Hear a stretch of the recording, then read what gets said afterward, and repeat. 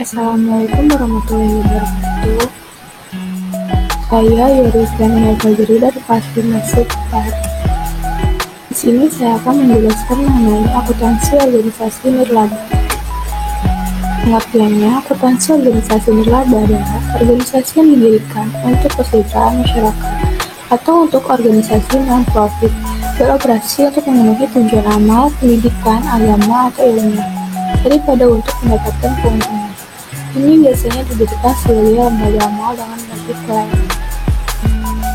Di Indonesia, standar akuntansinya mengacu pada PSAK 45 dan SAK EK.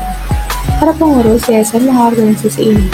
Anggota organisasi juga memiliki pengawas dan anggota organisasi nirlaba mengumpulkan dana dari anggotanya serta dari masyarakat umum untuk memenuhi tujuan mereka.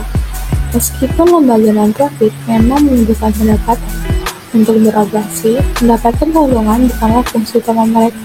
Dengan demikian, mereka tidak perlu mempersiapkan laporan rugi yang berhubungan dengan penjualan. Organisasi mengkredit dana yang diterima ke dana modal atau dana umum. Banyak lembaga non-profit menerima status bebas pajak. Jika Anda memenuhi syarat untuk status bebas pajak, Anda tidak diharuskan membayar pajak pendapatan dari organisasi Anda. Karakteristik organisasi nirlaba yang pertama ada motif pelayanan. Organisasi ini memiliki motif untuk memberikan layanan kepada anggotanya atau kelompok tertentu atau kepada masyarakat umum. Mereka menyediakan layanan gratis atau dengan harga yang minim karena tujuan mereka bukanlah untuk mendapatkan keuntungan. Yang kedua ada anggota. Organisasi ini dibentuk sebagai yayasan atau badan amal. Pelanggan organisasi ini adalah anggotanya, mereka yang memberikan layanan dari yayasan tersebut. Yang ketiga ada manajemen. Komite pengelola atau komite eksekutif mengelola organisasi ini. Anggota menilai dan tidak. Yang keempat ada sumber pendapatan. Sumber utama pendapatan organisasi nirlaba adalah langganan, sumbangan, hibah pemerintah, warisan, pendapatan dari investasi dan lain-lain. Yang kelima ada pengguna informasi akuntansi. Pengguna informasi akuntansi dari organisasi nirlaba, hadiah dan kontributor potensial, serta badan hukum. Yang keenam ada reputasi. Organisasi ini mendapatkan reputasi atau goodwill mereka berdasarkan pekerjaan baik yang dilakukan untuk kesejahteraan publik. Standar akuntansi nirlaba. Klasifikasi aktiva bersih. Nilai aktiva bersih adalah nilai yang menggambarkan total kekayaan bersih reksadana setiap harinya. Aktiva bersih dikelompokkan ke tiga kategori yang masing-masingnya tergantung pada ada atau tidak adanya pembatasan. Aktiva bersih dalam akuntansi nirlaba meliputi aktiva bersih terikat permanen, aktiva bersih terikat temporer, dan aktiva bersih tidak terikat. Kedua ada kontribusi. Kontribusi adalah transfer kas atau aktiva lain tanpa syarat kepada organisasi atas suatu penyelesaian atau suatu pembatalan utang-utangnya tidak secara timbal balik oleh organisasi lain yang tidak bertindak sebagai pemilik. Transfer meliputi kas atau aktiva lain seperti bangunan, surat-surat berharga, penggunaan fasilitas, jasa, dan pemberian janji tanpa syarat. Suatu hibah atau wakaf, kas atau aktiva lain dengan syarat yang dikembalikan kepada donatur. Jika syarat tidak terpenuhi, harus dilakukan sebagai uang muka yang dikembalikan atau kewajiban. Selanjutnya ada sumbangan yang terikat dan tidak terikat. Sumbangan yang terikat dan tidak terikat dihitung pada nilai wajarnya dan diakui sebagai pendapatan atau keuntungan. Tidak perlu diterimanya atau beban dan aktif dalam tiga kelompok aktiva bersih, seperti yang meningkatkan aktiva bersih tidak terikat, yang meningkatkan aktiva bersih, dan yang meningkatkan aktiva bersih terikat permanen, dan yang diberikan diakui sebagai beban dalam satu periode dan diukur pada nilai wajar. Pengelolaan akuntansi organisasi nirlaba.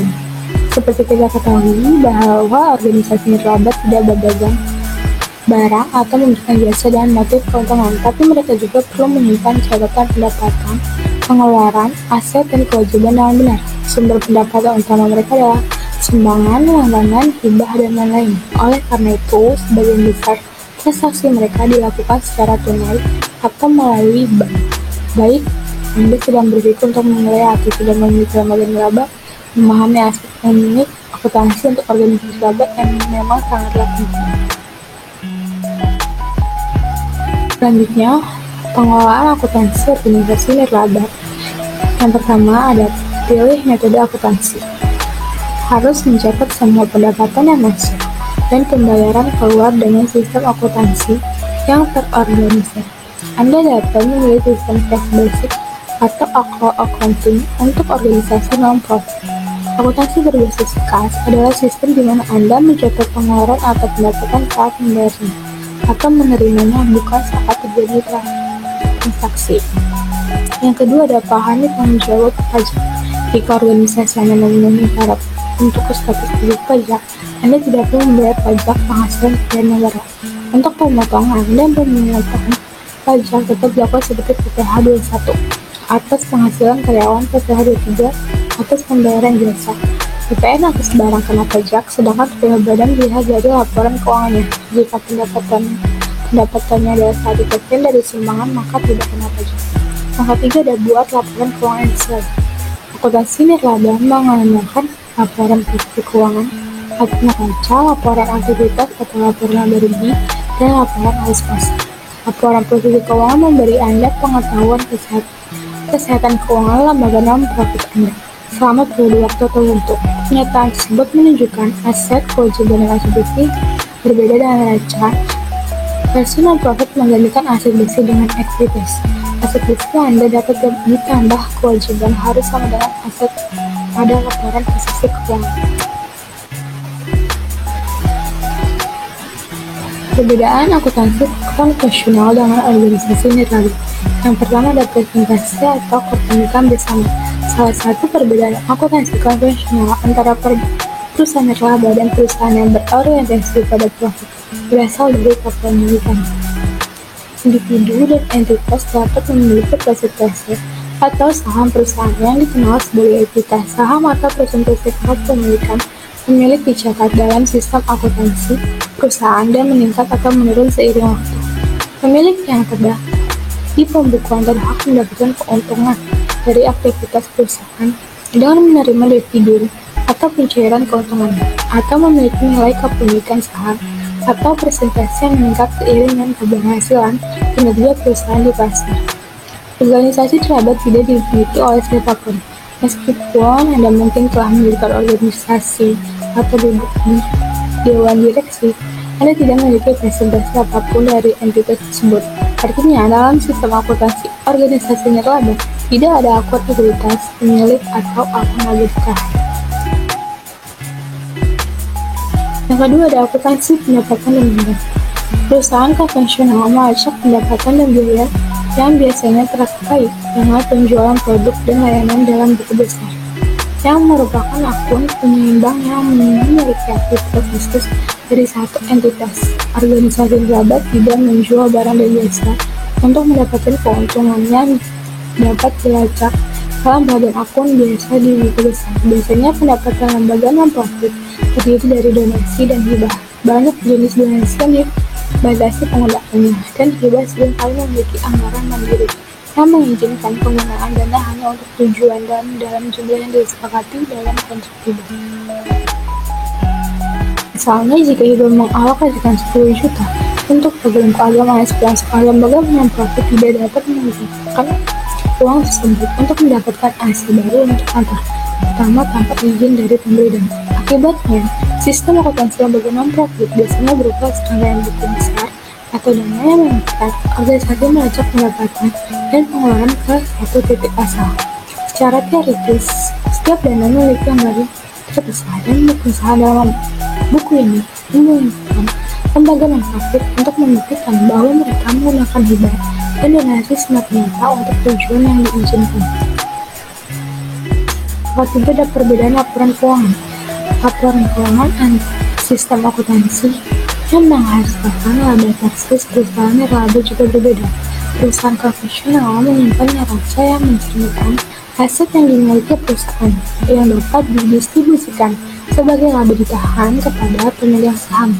Sementara itu, lembaga nirlaba menyimpan laporan posisi keuangan yang mencerminkan aset yang dimiliki yang dapat digunakan untuk memajukan misi organisasi.